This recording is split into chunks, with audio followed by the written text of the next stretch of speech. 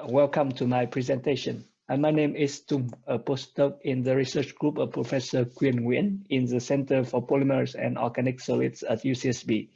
Today, I am very excited to share with you my recent results on using biomaterials in organic electrochemical transistor for electronic and neuromorphic applications.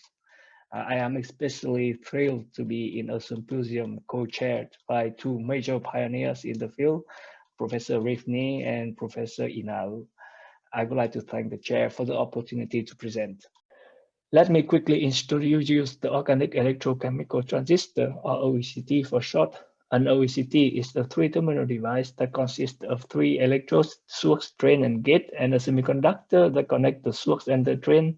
And these components are usually immersed in an electrolyte with cations in red and anion in blue shown in the schematics. Now, by applying a voltage on the gate electrode, there's a migration of ions from the electrolyte into the semiconductor film, causing electrochemical reactions that change their conductivity and therefore modulating the drain current. In the case of P-PSS, which is a very common active materials in OECT, the accumulation of cations into the film results in the reduction of P dots from a conducting state to a non-conducting state. And the transfer characteristics which relates the drain current and the gate voltage is usually used to evaluate the performance of an OECT. And one important figure of merit that can be drawn from the transfer characteristics is the transconductance. So basically the slope of the transfer curve. The transconductance indicates how big of a change in a drain current upon a variation of the gate voltage. Because the working mechanism of OECTs rely on ionic conduction, they require low operating voltage, low power consumption, and they are very promising for applications where the devices interface with the human body, such as wearable electronics or brain recording. However, because OECT require high ionic conductivity electrolytes, the majority of the work in the literature so far employs liquid electrolyte. Well, using liquid electrolytes come with several drawbacks, such as leakage or lack of long-term stability or of miniaturization strategy.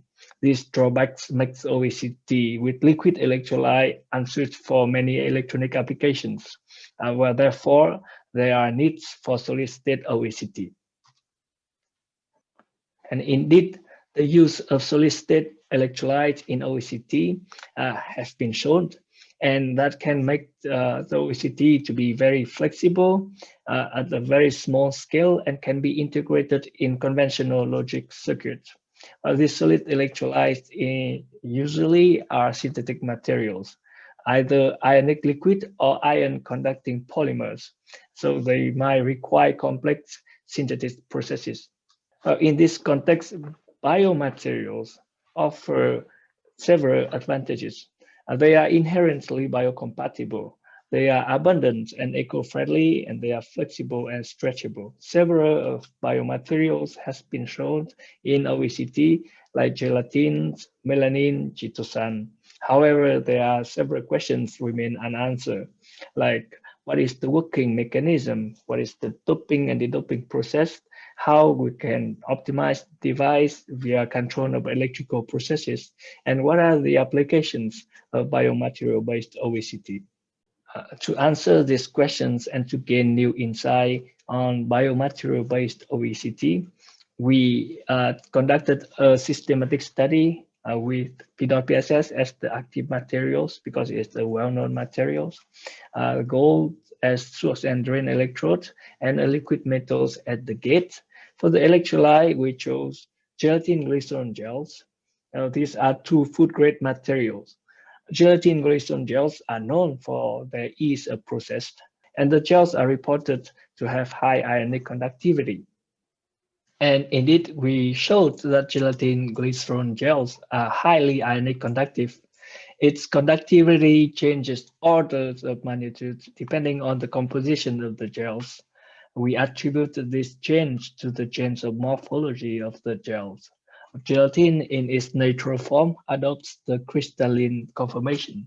Additional glycerol then act as plasticizers that render the gelatin matrix more amorphous, hence facilitating the ionic conductivity. The change in morphologies is evidenced by our GWAS measurement. Then we fabricated OECD with these highly ionic conductive gels.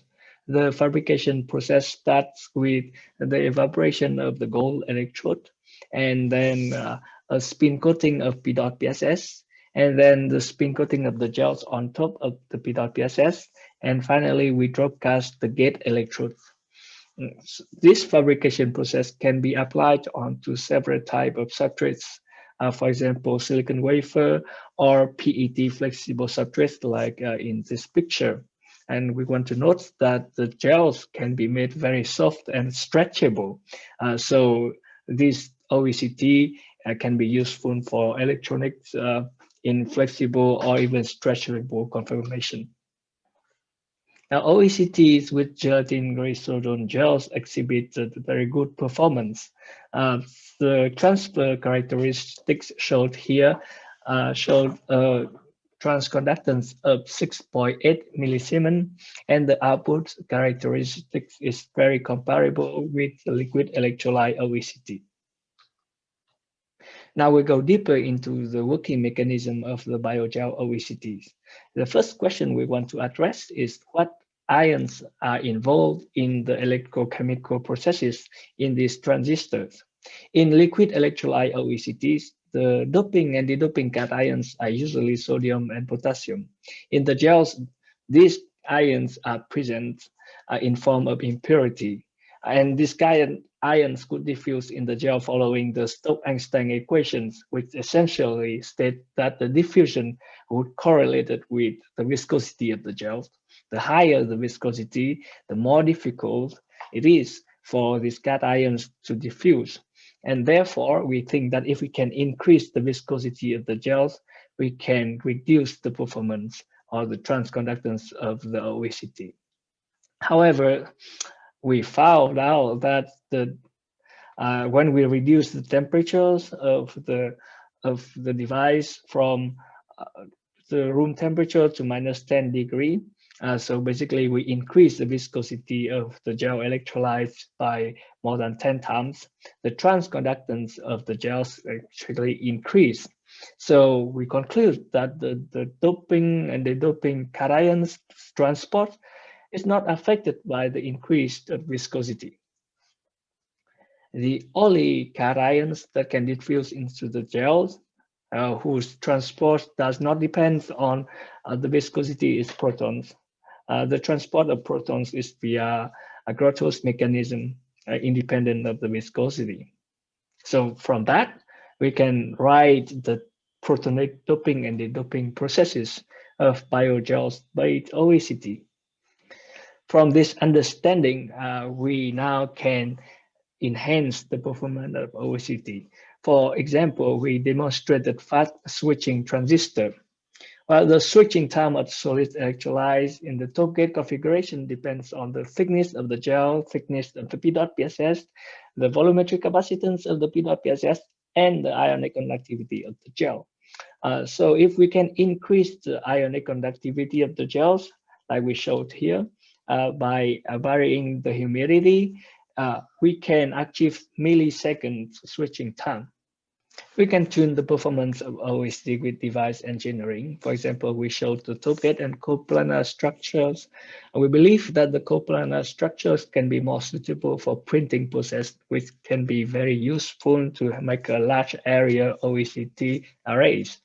And we also find that the biomaterials-based OECD last very long time. So during the lockdown, I conducted 2 experiments 6 months apart, and we find that the performance of the device remained very stable. Now we turn to the application of OECTs in neuromorphic computing. So OECTs has been shown as a promising candidate for biomimicking hardware in efficient neuromorphic computing. And the desirable electrolytes in these OECTs are the electrolytes that are robust, high performance, and compatible with microfabrication processes. And the OECTs made with this electrolyte need to exhibit neuromorphic behavior, with our gels being robust and compatible with microfabrication processes. We showed that the OECT made with these gels exhibits also synaptic functionalities, for example, pair-pull depressions or non-volatile memory with programmable conductance. We obtain these behaviors by engineering the gels so that the doping is less efficient than the de-doping processes. And with that, I would like to conclude my talk. These are the four main results of our study. And we hope that from these results, we can convince you that biomaterial-based obesity are a good platform for electronics and neuromorphic application. And this research is the part of the bigger effort of our center currently focusing on providing new OECD materials and new fabrication techniques to explore emerging application that we hope that we can share with you in the future. Finally, I would like to thank Professor Tung Nguyen, thank my colleague in CIPOS, as well as Professor John Bissell and members of his lab for their contribution to this research. And I would like to thank the funding agencies for their support. If you have any further questions, I would be happy to discuss with you either in this MRS Spring meeting, or you can contact us via email. Thank you for your attention and have a good day.